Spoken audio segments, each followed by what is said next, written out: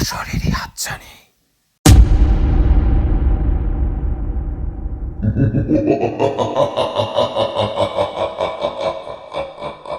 Welcome to অশরীরী হাতছানি। আবার অনেক দিন পর আমি মৈনাকজিৎ গোস্বামী আপনাদের সামনে নতুন কোনো রোমহর্ষক ঘটনা নিয়ে হাজির। আচ্ছা, আমরা তো সবাই ভালোবাসতে চাই, মনের মতো মানুষ পেতে চাই, কিন্তু ভেবে দেখেছেন যদি এই ভালোবাসা, এই মনের মানুষ যদি আমাদের জীবন সংশয় করে তোলে তাহলে ব্যাপারটা কেমন হয়? হ্যাঁ, আজকের ঘটনাটি ঠিক এরকমই। খুব বেশি বড় ঘটনা না, ছোট ঘটনা, কিন্তু ঘটনাটি এমন ঘটনা আপনাদের ভাবিয়ে দেবে। ঘটনাটি পাঠিয়েছে বারাসাত থেকে জাহ্নবী মিত্র। জাহ্নবী বলছে, হাই মৈনাকদা, তোমার চ্যানেলটি নতুন হয়েছে, সবেমাত্র 4টি ভিডিও ছাড়া হয়েছে। 4টি ভিডিওই আমি শুনেছি। একদিন আমার কাছে নোটিফিকেশান এলো, কারণ আমি প্রথম থেকেই একটা ঘটনা শুনে আমি সাবস্ক্রাইব করে দিয়েছিলাম। তারপর থেকে যা ঘটনা এসছে বাদ বাকি 3টে আমি শুনেছি। ও, থ্যাংক ইউ। আচ্ছা, তারপর বলছে, আজকে আমি আমার একটা ঘটনা তোমাকে পাঠাচ্ছি মৈনাকদা। ঘটনাটি খুব বেশি বড় না, কিন্তু ঘটনাটি এমন একটি ঘটনা যেটা টিভি সিরিয়ালকেও হার মানিয়ে দেবে। আমি জানি না ঘটনাটি কতটা বাস্তব। এটি ঘটেছিল আমার এক কলেজ ফ্রেন্ডের সাথে, সেটাই আজ তুলে ধরলাম। ও, থ্যাংক ইউ জাহ্নবী, যে তুমি আমাদের প্ল্যাটফর্মের একজন সদস্য হয়েছো, আমার চ্যানেলটা সাবস্ক্রাইব করেছো এবং ঘটনাও পাঠিয়েছো। তো চলো, আজকের এই এপিসোড অশরীরী হাতছানির 5 নম্বর এপিসোড। এখানে আজকে তোমার ঘটনা তুলে ধরবো। আচ্ছা, ঘটনাটি শুরু করার আগে একটি ঘোষণা করতে চাই আমার দর্শক বন্ধুদের কাছে, যে অশরীরী হাতছানিতে যে কথাগুলো বা যেই ঘটনাগুলো বলা হয়, পরিবেশনা করা হয়, সেগুলো কতটা সত্যি কতটা মিথ্যা সেটা বলা হচ্ছে না। আদৌ সত্যি কিনা সেটার উপরেও আমাদের টিম, অশরীরী হাতছানির টিম, জোর দেয় না। তাই এই ঘটনাগুলো কতটা সত্যি কতটা মিথ্যে সেসব যাচাই না করে ঘটনাগুলো জাস্ট এন্টারটেইন হিসাবে শোনাটাই শ্রেয়। এবং অশরীরী হাতছানির পক্ষ থেকে শুধুমাত্র এন্টারটেইনের জন্যই এই ঘটনাগুলো আপনাদের সামনে পেশ করা হয়। আমাদের তরফ থেকে কখনোই এই ঘটনাটি সত্য কিনা তার উপর জোর দেওয়া হয় না, বা সত্যই সেটার উপর ভিত্তি করে কোনো কিছু জোর দিয়ে এই ঘটনাগুলো পেশ করা হয় না। তাই আপনারা যখনই এই অশরীরী হাতছানির ঘটনা শুনবেন, শুধুমাত্র গল্প এবং এন্টারটেইন হিসাবে শুনবেন। যেরকম মানুষ হরর সিনেমা দেখে, হরর গল্প করে বন্ধুরা মিলে এক জায়গায়, সেরকম জাস্ট ক্যাজুয়াল মনেই ঘটনাগুলো শুনবেন, এটুকু অনুরোধ। চলুন আজকের এপিসোড শুরু করা যাক। ঘটনাটি শুরু করছি জাহ্নবীর ভাষায়, মানে জাহ্নবী যা লিখেছে জাহ্নবীর হয়েই আমি বলছি। আমার এক বন্ধু রাহুল মিত্র, আমাদের মধ্যে খুব জমতো, কারণ ও মিত্র আমিও মিত্র। আমরা এই 2 মিত্র মিলে খুব মজা করতাম। সত্যি আমাদের মধ্যে মিত্রতা অসাধারণ ছিল। বলে রাখা ভালো, রাহুল থাকে বর্ধমানে। এখানে ওর এক মাসির বাড়ি, সে সূত্রে এখানে আসে। ছোট থেকে বলা যায় ওর ম্যাক্সিমাম সময়টা এখানেই কেটেছে। সেই সূত্রে ওর সাথে আমার খুব ভালো বন্ধুত্ব ছোট থেকে, এবং ওর মাসির বাড়ি আমাদের বাড়ির 5টা বাড়ির পরে। একসাথে পড়াশোনা, সব কিছু একসাথে। রাহুল যখন বর্ধমান যেত আমার খুব খারাপ লাগতো, আবার যখন ফিরে আসতো তখন মনে হতো পৃথিবীর সব আনন্দ আমি পেয়ে গেছি। কিন্তু রাহুল নিজেও জানতো না তার জীবনে কি অপেক্ষা করছে। পড়াশোনা শেষ করে রাহুল ভালো চাকরি খুঁজছিল, যথারীতিভাবে ভালো চাকরিও পেল। বাড়িতে হই হুল্লোড় আনন্দ, একটা আলাদা ব্যাপার। আমারও ভালো লাগলো। যাক, রাহুল তাহলে একটা ভালো চাকরি পেয়েছে।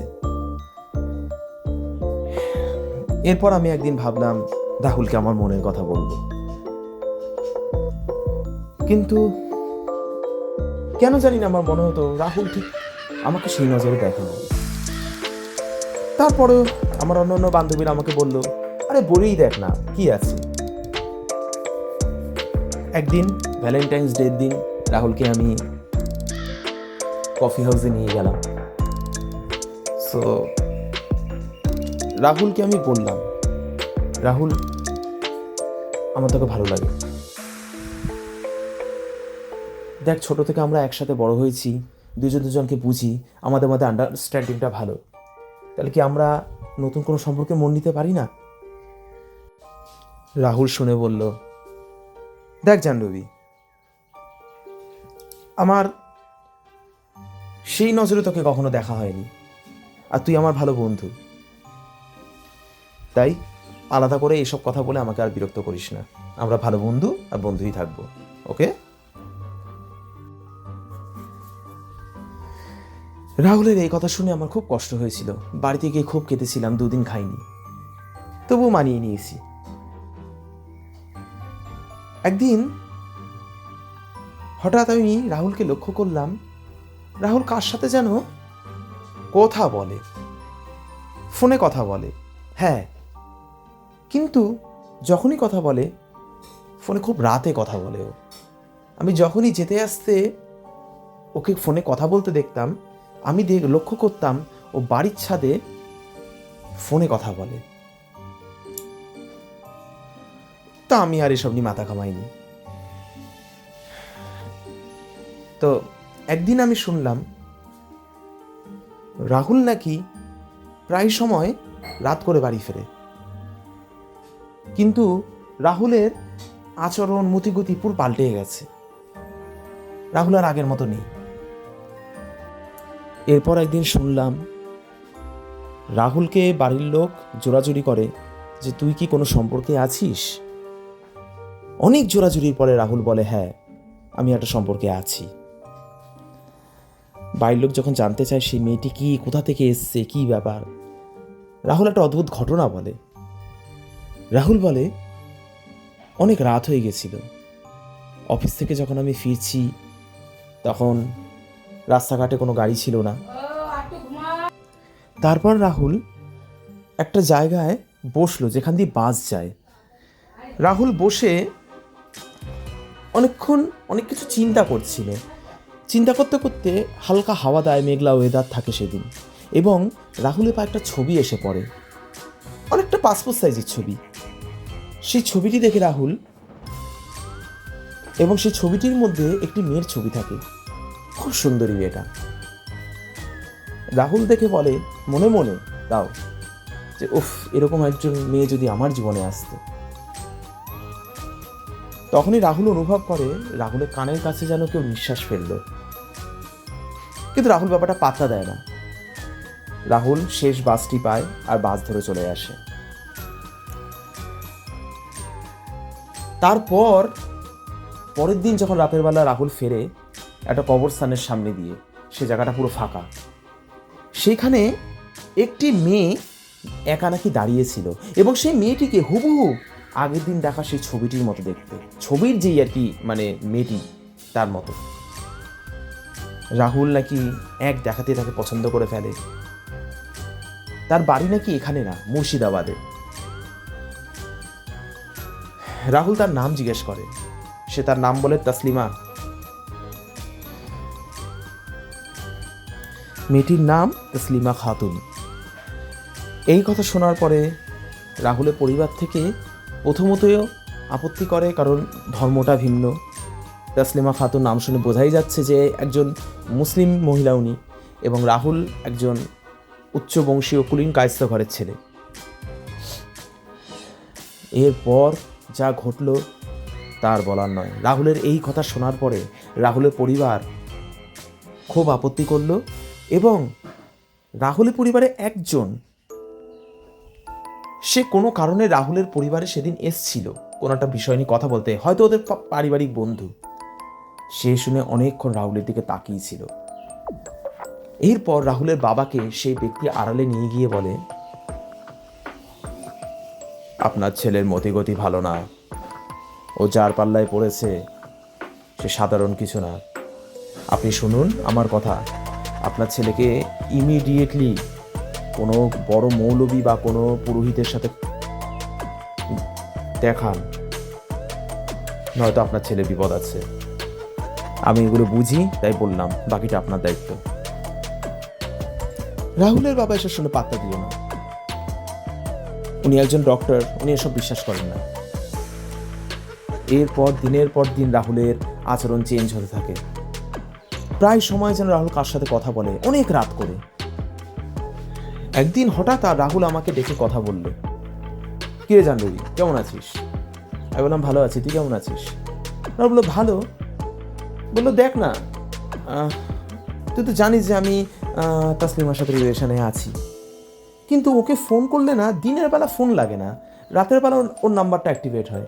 কি ব্যাপার আমি তো বুঝতে পারছি না। তা আমি ওখান থেকে কিছু বললাম না। আমি বললাম দেখ, হয়তো ফোনে হয়তো কোনো ডিস্টার্ব আছে, রাতের বেলা হয়তো কোনো বিশেষ পদ্ধতিতে ফোন চালু করে, এই বলে চলে এলাম। তারপর রাহুল একদিন ঠিক করে ভ্যালেন্টাইন্স ডের দিন ওকে কফি হাউসে ডাকবে, কথা বলবে, ঘুরবে ফিরবে। তাসলিমাকে যখন রাহুল বলে যে কাল ভ্যালেন্টাইন্স ডে তাসলিমা, কালকে কিন্তু তুমি আসবে, ঘুরবো ফিরবো, অনেক আনন্দ হবে। তাসলিমা কোনো কথা বলে না। আচ্ছা মৈনাকদা, বলে রাখি, এই যে ঘটনাগুলো আমি বলছি এই পুরোটা কিন্তু পরে শোনা, অনেক পরে, কিছু চোখে দেখা আর কিছু পরে শোনা। তা আমি হয়তো প্রথমবার বলছি বলে, প্রথমবার লিখছি বলে হয়তো গুলিয়ে দিচ্ছি, একটু বুঝে শুনে বলো। ও ওকে, কোনো ব্যাপার না, ফিরে আসছি ঘটনায়। এরপর সারাটা দিন রাহুল অপেক্ষা করে, তাসলিমা আসে না। দিনের শেষে যখন রাতের শুরু হয়, আস্তে আস্তে ধীরে ধীরে সব লোকজন ফাঁকা হতে থাকে। রাহুল বেরিয়ে যায় কফি হাউস থেকে। রাহুল ঠিক ওই কবরস্থানের সামনে দিয়ে যখন ফেরে, দেখে তাসলিমা দাঁড়িয়ে রয়েছে।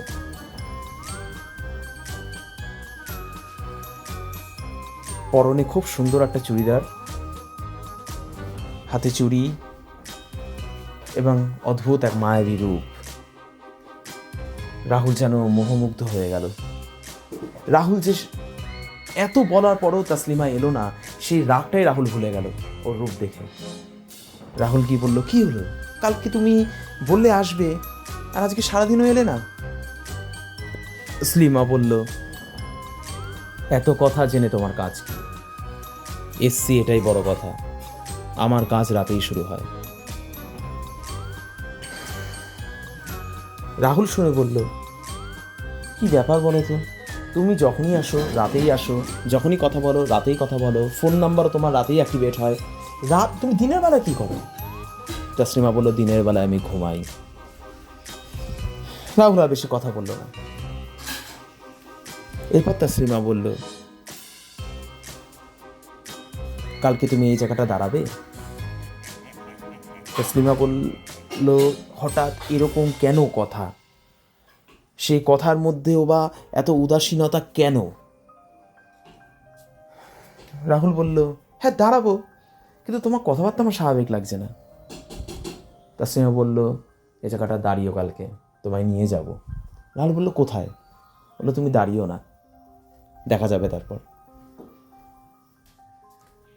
এরপর রাহুল যখন চলে আসলো, রাহুল খেয়াল করলো পিছনে যেন কেউ আসছে রাহুলের।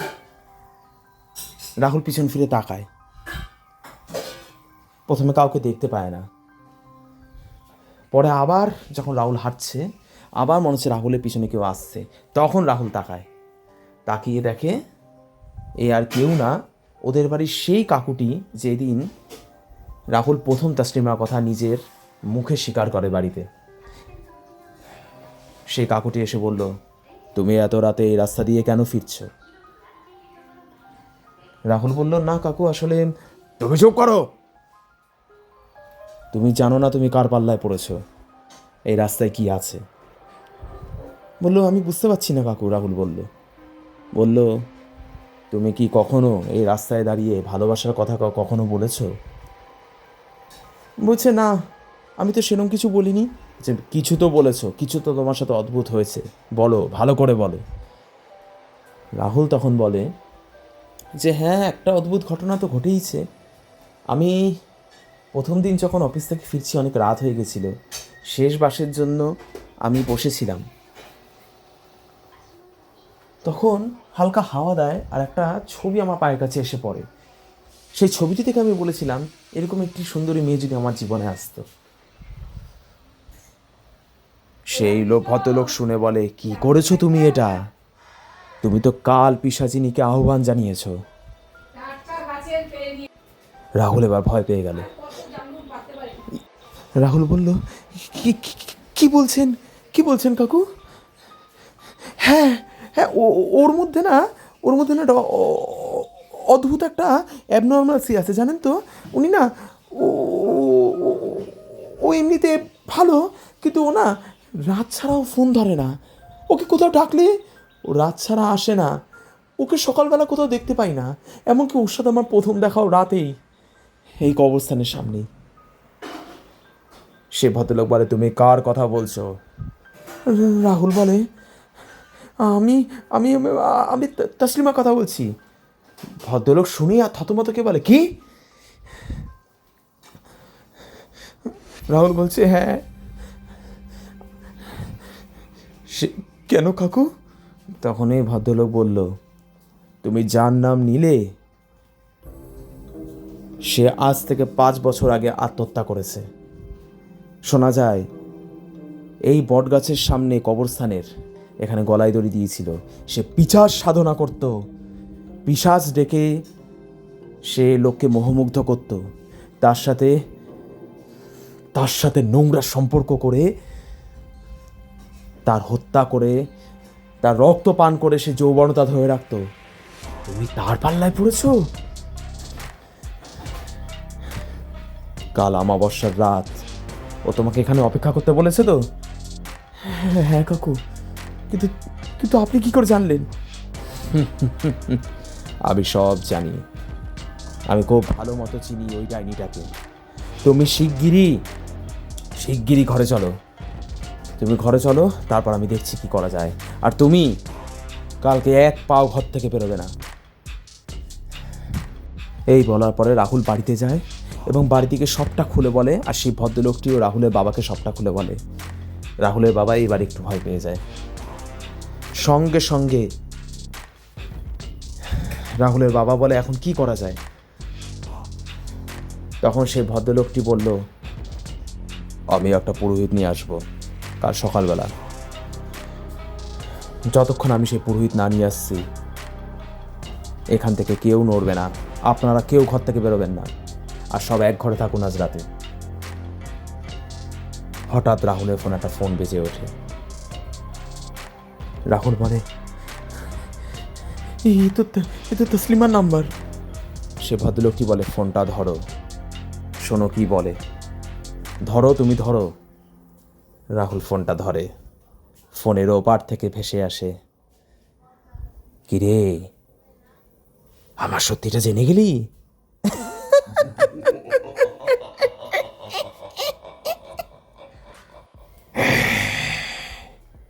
চল, ভালোই হলো, এইবার তো তোকে সরাসরি নেব, কোনো প্রেমের মায়া আমায় খেলতে হবে না।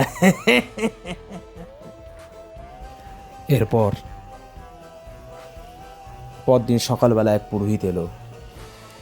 সেই পুরোহিত ভালো মতো রাহুলের পুরো বাড়িটা চারপাক খেলো, রাহুলকে ভালো মতো দেখলো, দেখে বলল, দেখো বাবা, তোমার উপরে কাল পিশাচিনীর নজর পড়েছে।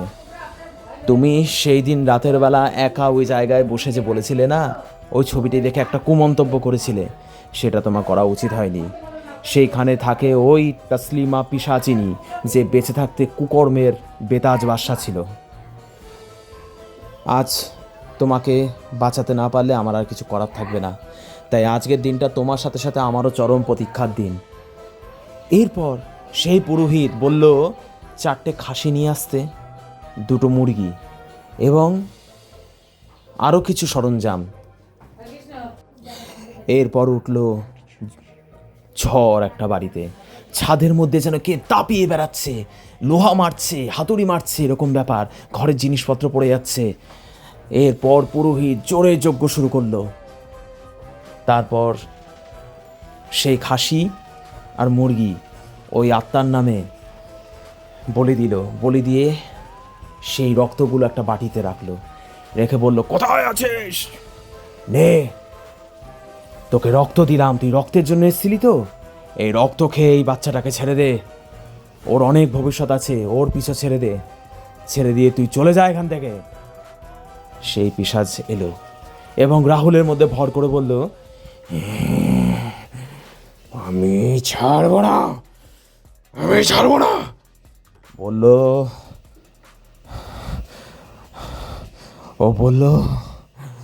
ও বলল আমার মতো সুন্দরী মেয়েও জীবনে এলে ও অনেক খুশি হবে। আমি এসছি, আমি ছাড়বো না। এরপর পুরোহিত বলল, তুই ছাড়বি কিনা বল, নয়তো তোকে এই বোতলের মধ্যে বন্দি করে সারা জীবন মাটির তলায় পুঁতে রেখে দেব। সারা জীবনের জন্য তুই, সারা অনন্তকালের জন্য তুই মাটির তলায় থেকে যাবি। ও বাবা, জাহ্নবী তুমি যা ঘটনা বলছো, ঘটনায় আসা যাক। এরপর পুরোহিত রাহুলের উপর দিয়ে সে পিশাচিনীকে বেতের বাড়ি মারতে শুরু করলো। এরপর পিশাচিনী বলল, ঠিক আছে, আমি রক্ত পান করে আমি চলে যাব। পুরোহিত বলল, তুই যে চলে যাবি তার প্রমাণ কি? এরপর পিশাচিনী বলল, আমি যাওয়ার আগে আরো একটা প্রাণ নিয়ে যাব। পুরোহিত বলল, কার প্রাণ নিবি তুই? বলল, এই বাড়ির যে কুকুরটি আছে সে কুকুরটির ঘাড় মটকে দিয়ে যাব।